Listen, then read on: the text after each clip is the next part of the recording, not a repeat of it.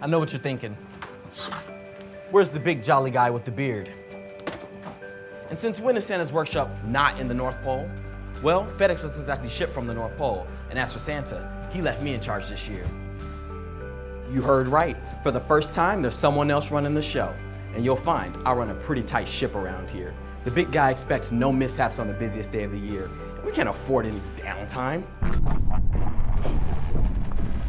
What's going on? The whole network is down. We're completely offline. What do we do? Where are those IT guys I hired? They're right there. Sweet mother of Rudolph. Sir? What in the name of all that is holy is going on over there? Why am I getting all these calls that everything is down? I don't know, sir. Everything was fine just a moment ago. Oh dear, maybe it was too early to leave you in charge. I'd better come back up there. Is our client data safe? Pull me a backup of the naughty or nice list. Sir, that data has been compromised.